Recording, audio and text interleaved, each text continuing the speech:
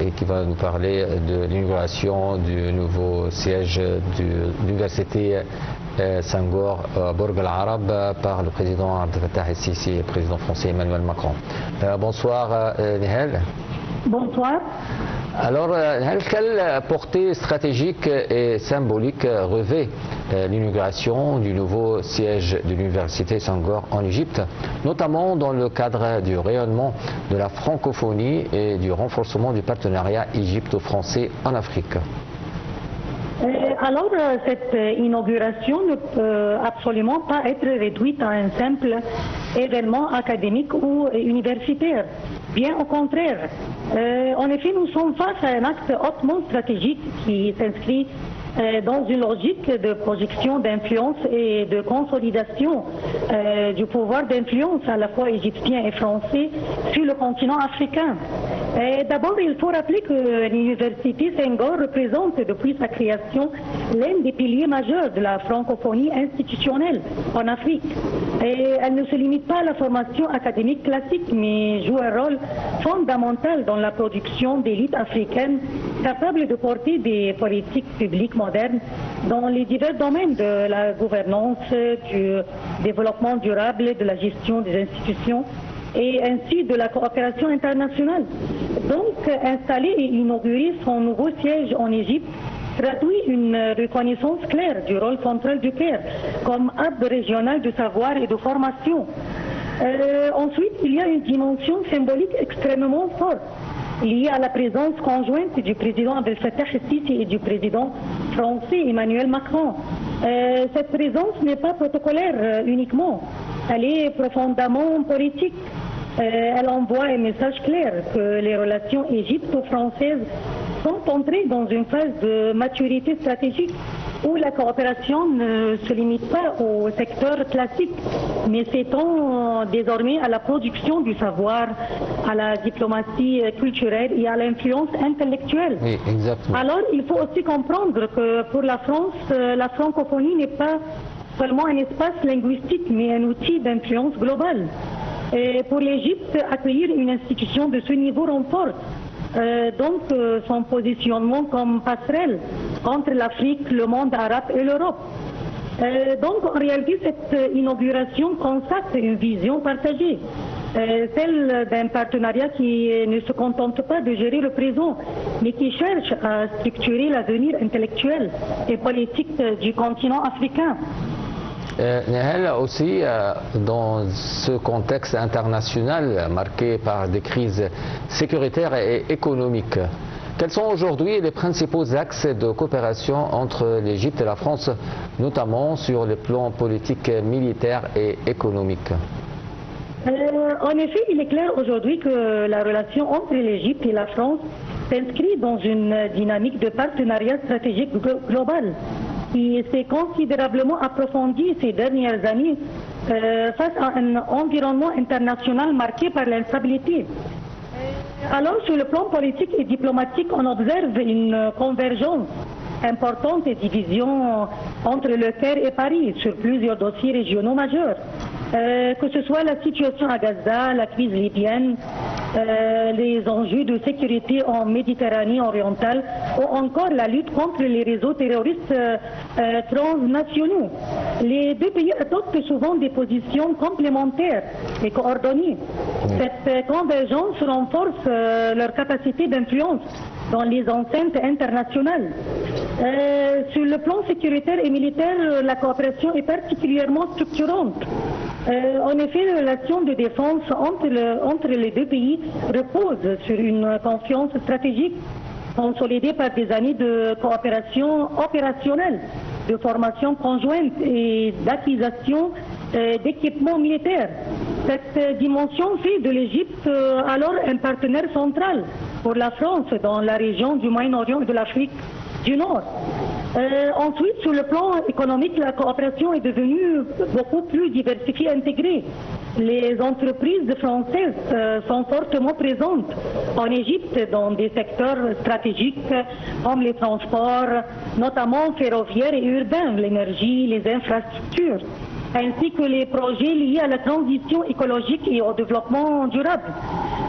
Cela montre que la relation dépasse largement la logique d'aide ou d'assistance pour s'inscrire dans une logique d'investissement et de co-développement. Et en fait, il ne faut pas sous-estimer la dimension éducative et culturelle qui joue un rôle essentiel dans la durabilité de ce partenariat. La francophonie, les universités, les échanges académiques et des institutions comme l'Université Senghor participent alors à la création d'un véritable tissu humain et intellectuel entre les deux pays.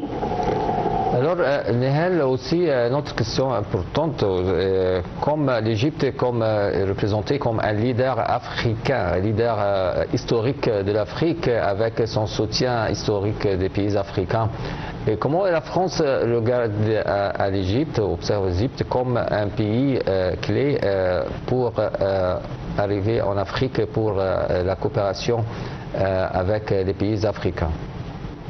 Alors, ce qui caractérise aujourd'hui les relations entre l'Égypte, la France et les pays africains, c'est précisément leur capacité à avoir construit un modèle de partenariat multidimensionnel, équilibré et relativement stable, dans un contexte international pourtant très volatile.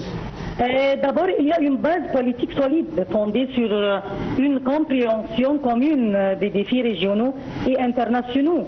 Les deux pays partagent une approche pragmatique des crises, privilégiant la stabilité, la gestion des conflits et la préservation des équilibres régionaux. Cela explique le niveau élevé de coordination diplomatique entre le Caire et Paris avec encore les pays africains. Ensuite, cette relation repose sur un socle sécuritaire et militaire extrêmement structurant qui a permis de renforcer la confiance stratégique entre les deux États. La France considère aujourd'hui l'Égypte comme un acteur incontournable de la stabilité régionale, tandis que l'Égypte voit en la France un partenaire européen majeur capable de soutenir ses priorités de sécurité et de développement. Mais ce qui est particulièrement important, c'est que ce partenariat ne se limite pas à la dimension géopolitique.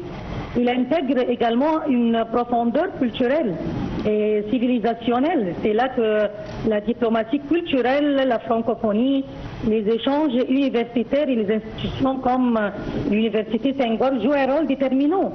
Donc, en définitive, on peut dire que les relations égypto-françaises constituent aujourd'hui un modèle assez rare de partenariat stratégique équilibré. Oui, Nehel aussi, le président Fattah el-Sisi, dans son allocution aujourd'hui, a parlé du renforcement des relations entre l'Égypte et les pays africains qui constituent un pilier fondamental de la politique étrangère égyptienne. Et aussi, l'Égypte veille à soutenir les efforts de développement à travers le continent africain en apportant son expertise et en renforçant les capacités et comme avec l'inauguration du nouveau siège de l'Université Senghor, ça c'est un vrai modèle de partenariat stratégique entre l'Égypte et les pays africains. Alors, le discours du président Fattah el-Sisi et son intervention semblent s'inscrire dans une logique stratégique visant à consolider le positionnement régional de l'Égypte. Le discours met en avant de manière implicite mais structurée l'idée selon laquelle l'Égypte ne se limite plus à un rôle géographique ou diplomatique classique, mais tend à s'imposer comme un véritable centre de gravité régional en matière de savoir, de formation et de production des élites. Dans cette perspective, la dimension liée à l'éducation et à la coopération académique n'est pas secondaire. Elle apparaît plutôt comme un instrument central dans la stratégie d'influence douce de l'État égyptien. L'accent mis sur les institutions éducatives et sur la formation des compétences peut être interprété comme une volonté de renforcer la capacité de l'Égypte à jouer un rôle structurant dans son environnement africain et méditerranéen.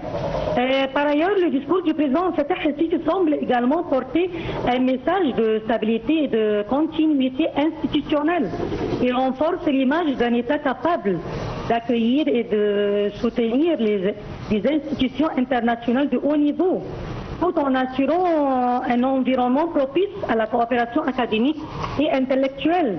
Cette dimension est importante parce qu'elle participe à la consolidation de la crédibilité internationale de l'Égypte en tant que plateforme régionale de dialogue et d'échange.